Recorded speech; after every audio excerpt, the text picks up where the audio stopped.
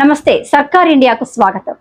Telugu Desam party అధినేత ముఖ్యమంత్రి నారా చంద్రబాబు నాయుడు వంగవీటి రాధాతో ఏకాంత సమావేశం చర్చగా మారింది.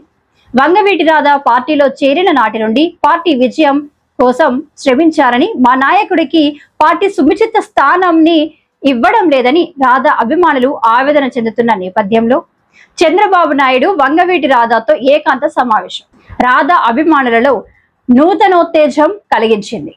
సుదీర్ఘ కాలం తర్వాత చంద్రబాబు నాయుడు వంగవీటి రాధాతో ఏకాంత సమావేశంలో వ్యూహం ఏంటి? వంగవీటి రాధాకు పార్టీలో సముచిత స్థానాన్ని ఇవ్వబోతున్నారా? పార్టీ శ్రేణుల స్పందన ఏంటి? విశ్లేషకుల నుండి వస్తున్న మాట ఏంటి? సర్కార్ ఇండియా న్యూస్ ప్రత్యేక వార్తను వీక్షించండి.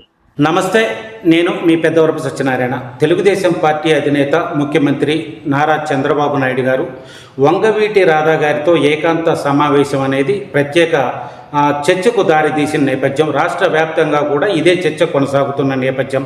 సుదీర్ఘ కాలం తర్వాత వంగవీటి రాధా గారితో చంద్రబాబు నాయుడు గారి ఏకాంత సమావేశం అనేది ఒక ప్రత్యేక ప్రాధాన్యతను సంతరించుకున్న నేపథ్యం. తెలుగుదేశం పార్టీ అధినేత నారా చంద్రబాబు నాయుడు గారు వంగవీటి రాధా గారితో ఈ ఏకాంత సమావేశం వెనుక అర్థం ఏమిటి? వంగవీటి రాధా గారికి సముచిత స్థానాన్ని పార్టీలో ఇవ్వబోతున్నారా? వంగవీటి రాధా గారికి సముచిత స్థానాన్ని పార్టీలో ఇవ్వడం ద్వారా, ఒక పదవినిచ్చి సముచితమైన పదవిని ఇచ్చి గౌరవించడం ద్వారా కాపు సామాజిక వర్గం టీడీపీ పక్షానే ఉంది అనే ఒక సంకేతాన్ని ఇవ్వబోతున్నారా?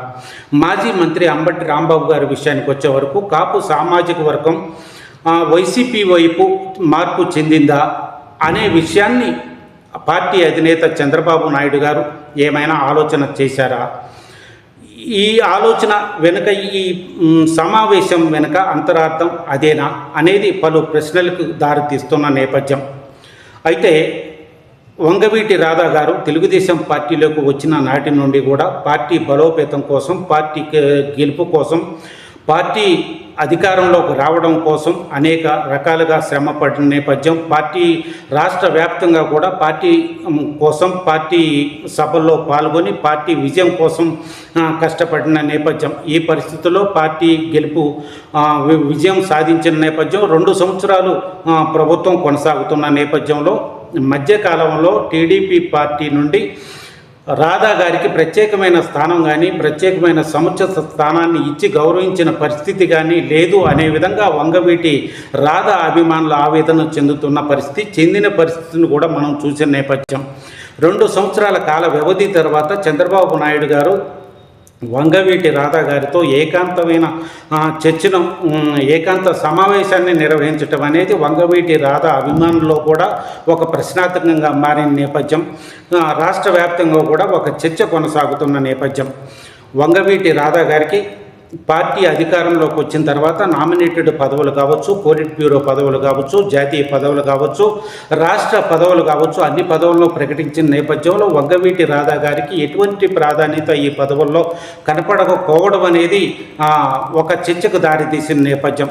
నామినేటెడ్ పదవికి కూడా పేరు రాకపోవడం అనేది వంగవీటి అభిమానుల్లో ఆవేదన చెందిన పరిస్థితి, ఆవేదన కనపడిన పరిస్థితి కూడా ఉన్న నేపథ్యం. ఇక్కడ ఒక విషయాన్ని మనం ఆలోచించుకోవాల్సిన అవసరం ఉంది.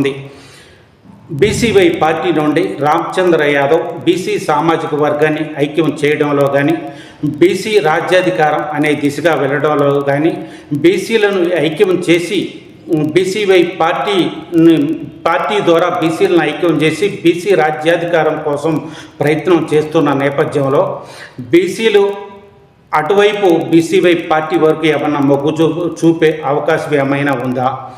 లేదు, ఈ అంబటి రాంబాబు గారి విషయానికి వచ్చే వరకు వైసీపీ వైపు ఏమైనా మొగ్గు చూపే అవకాశం ఉందా? 2 పార్టీల నుండి తెలుగుదేశం పార్టీ బీసీ వర్గానికి ఏమన్నా ఇబ్బంది కలిగే అవకాశం ఉందా అనే రకంగా పార్టీ అధినేత ఆలోచన చేశారా? దానికోసమే వంగవీటి రాధా గారితో ఏకాంత సమావేశం అనే విధంగా వ్యూహరచన చేశారా అనేది పలు ప్రశ్నలకు దారితీస్తున్న నేపథ్యం. ఒక్క దెబ్బకు 2 పిట్టలు అనే విధంగా వంగవీటి రాధా గారికి సముచిత స్థానాన్ని ఇవ్వడం ద్వారా వైసీపీకి కానీ, బీసీవై పార్టీకి కానీ దెబ్బ కొట్టినట్లుగా వ్యూహరచన చేయబోతున్నారా? వంగవీటి రాధా గారి ద్వారా ఈ 2 పార్టీలకు దెబ్బ కొట్టే విధంగా వ్యూహరచన చేస్తున్నారా అనేది ఇవాళ పలు ప్రశ్నలు లేవనెత్తుతున్న నేపథ్యం. తెలుగుదేశం పార్టీ అధినేత అపర చాణక్యుడిగా పేరున్నటువంటి చంద్రబాబు నాయుడు గారు వ్యూహ రచన చేయడం అనేది ఈ విధంగా చేయడం అనేది ఇవాళ ప్రత్యేక ప్రాధాన్యతను సంతరించుకున్న నేపథ్యం. ఇటువంటి వ్యూహ రచన చేయడంలో కూడా చంద్రబాబు నాయుడు గారు ప్రత్యేక దిట్ట అనేది రాజకీయ మేధావులు మాట్లాడుతున్న విషయం కూడా కనపడుతున్న నేపథ్యం. బీసీవై